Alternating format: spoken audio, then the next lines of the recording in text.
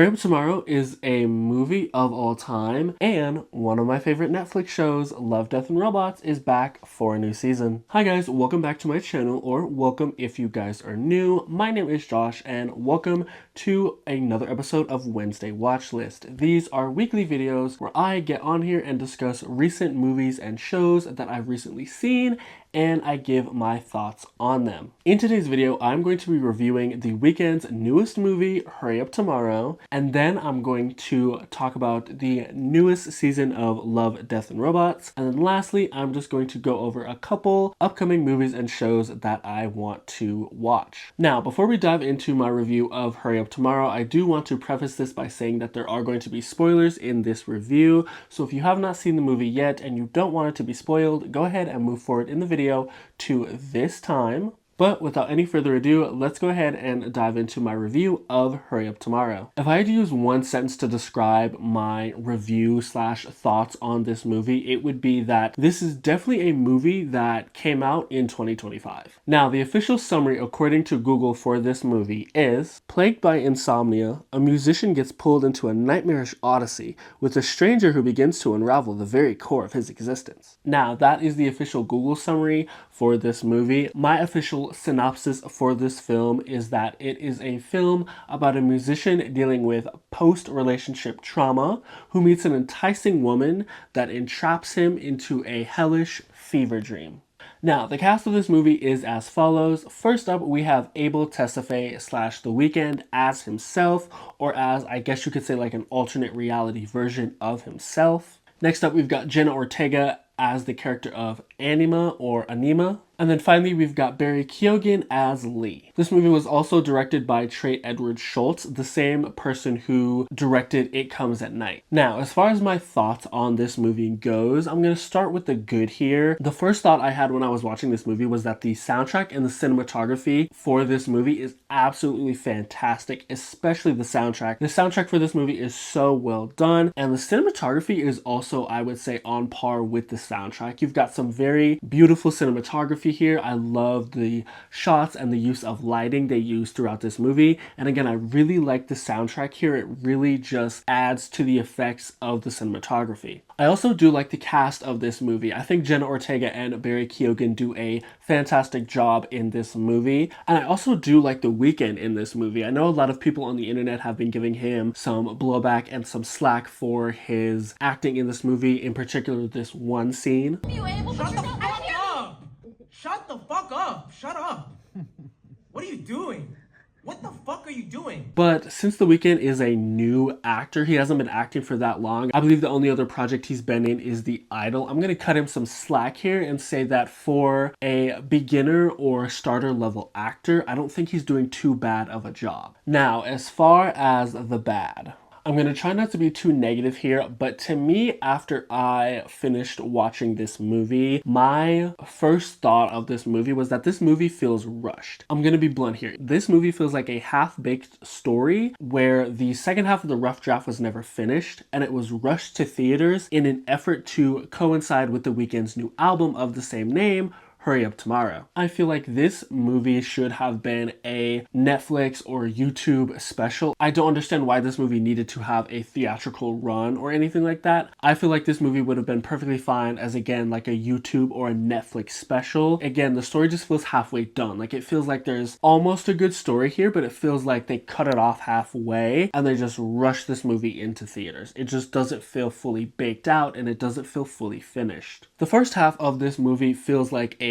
concert movie, or like a behind the scenes concert movie, akin to that of Beyonce's Renaissance movie and Taylor Swift's The Eras Tour movie. And then the second half feels like a gritty, dark, psychological thriller film, but yet when you look at the film overall, it never really does a good job at either. So when it comes to this film overall, like, it tries to do a little bit of both things, but it never really does either of them well. It just like barely scratches the surface of both of these concepts. And again, I just feel like this film, it just feels half done and it feels like it was rushed to theaters. Like I feel like there's a whole second half of this movie missing. This movie also raises a lot of questions. For example, what is Jenna Ortega's connection to The Weeknd's character in this movie? It's hinted at through several lines of dialogue in the movie where Jenna Ortega's character tells The Weeknd's character that he treated her mom bad, and then she also says, you treated us bad. But yet this movie never really answers that question. It's hinted at that he might be, I guess, like her father maybe, or that he had some connection to her mother and to her in this movie, but those questions are never answered. They're just left open-ended. And so this movie, again, it just feels half-baked because it raises a lot of questions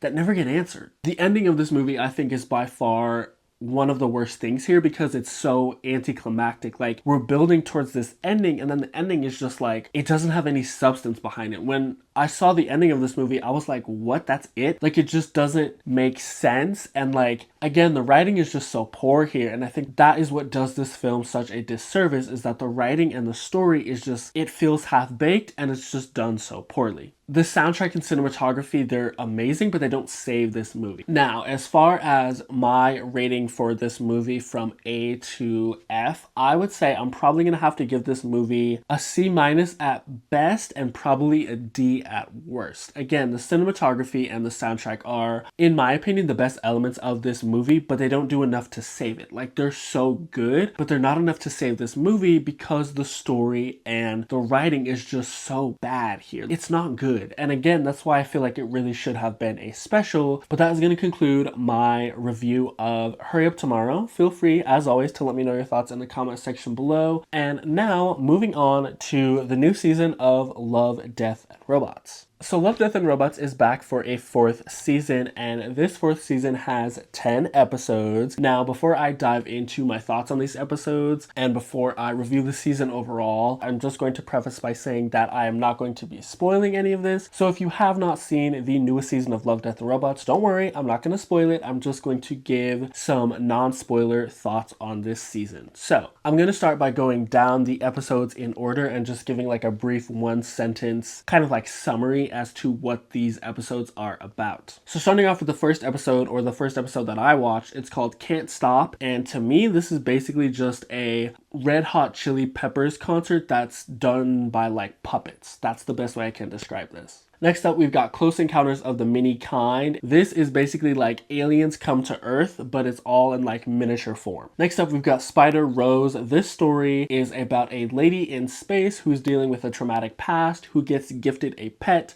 by a fellow alien race. Next up, we've got 400 Boys. This is, I would say, like a supernatural turf war story, I guess you could say. It's very artistically similar to a previous episode from an earlier season of Love, Death, and Robots, that episode being Zima Blue. The art style from Zima Blue and 400 Boys are basically the same to me, or they're very similar. Next up, we've got The Other Large Thing. This is a story about cats using robots to try to take over the world. Next up, we've got Golgotha. This is a story about marine life aliens coming to Earth and essentially wiping out the human race for our mistreatment / abuse of marine life.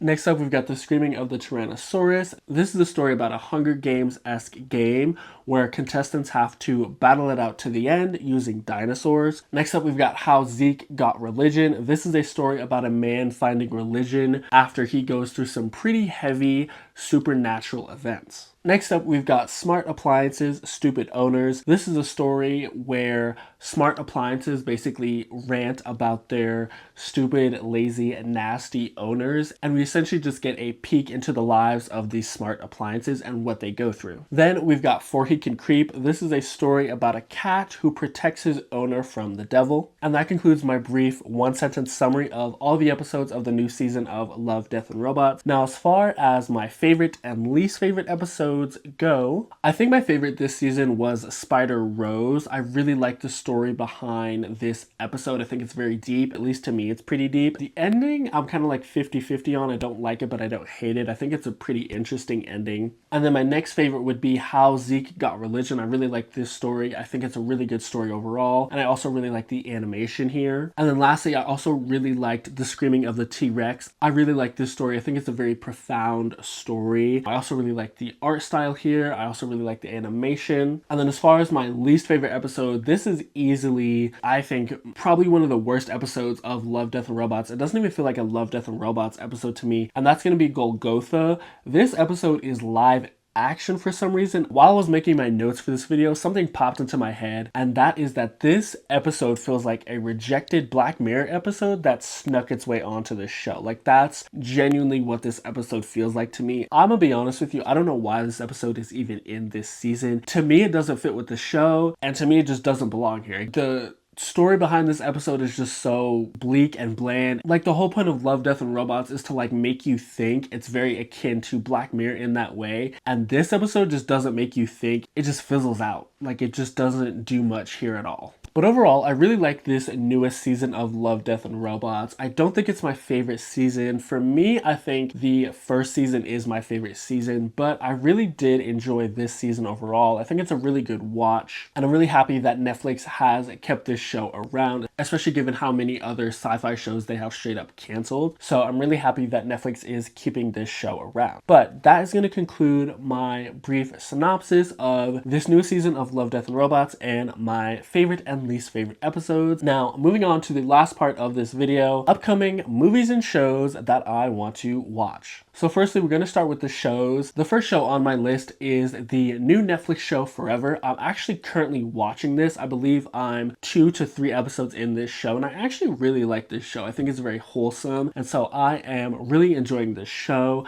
And then next up, we've got 9 Perfect Strangers. This show is back for a second season. I never finished the original first season of this show, so I'm going to have to rewatch the entire first season and then start binging the second season, but I do plan on watching this show. And then now moving on to movies, I've got like 2 parts to this. I've got like movies that I'm for sure gonna go see, and then movies that I don't necessarily know if I'm gonna go see. So first up, we've got Bring Her Back. I believe I talked about this in one of my earlier episodes. This movie comes out May 30th, and it's a horror film from A24, if I'm not mistaken. And this movie looks really good. And then I've heard from people online that this movie is actually really scary, so I'm really looking forward to going to see this. And then coming out on the same day is The Phoenician Scheme. This is a Wes Anderson movie, and it looks very similar to his other movies like Grand Budapest Hotel, Asteroid City, and then he also put out Fantastic Mr. Fox, which I did not know he was behind until I researched it for this video. But I definitely want to go check this out. This feels like a more niche, kind of like indie film almost, if you will, but I definitely am intrigued by this film. I never went to go see Asteroid City, but I definitely want to go check this out. And then lastly, we've got Ballerina. This movie comes out June 4th. This movie I want to check out just because I do want to see how they spin off the John Wick franchise, especially given that I believe Rina Sawayama is also getting a spin-off starring her from this franchise, so I'm really intrigued by that. But John Wick is also going to be making a cameo in this movie, so I'm really intrigued to see how this movie goes. And then as far as movies that I am like 50-50 on, first up we have the Lilo and Stitch live action remake. I'm 50-50 on this because I'm gonna be honest, I'm not the biggest fan of Lilo and Stitch, and I'm also not the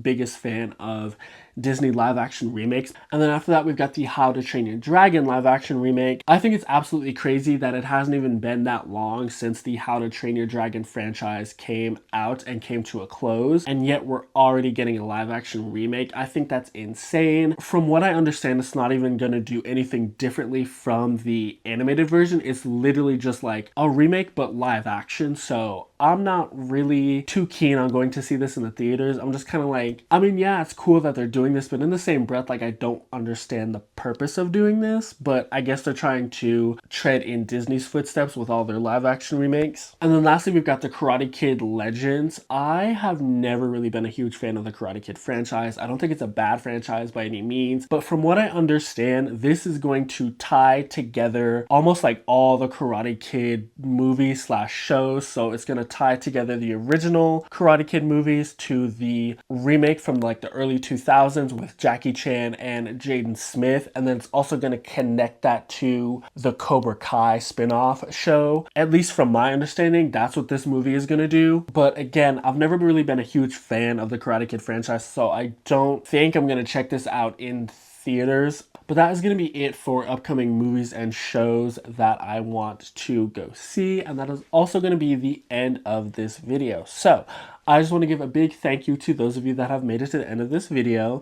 And as always, please feel free to let me know your thoughts in the comment section below. Are you going to go see any of the movies or watch any of the shows that I mentioned in today's video? Have you seen Hurry Up Tomorrow? Did you like the movie? What are your thoughts? And have you seen the new season of Love, Death, and Robots? But that is going to conclude today's video. And as always, I just want to give you another big thank you for tuning in, and I will see you all in the next video. Bye.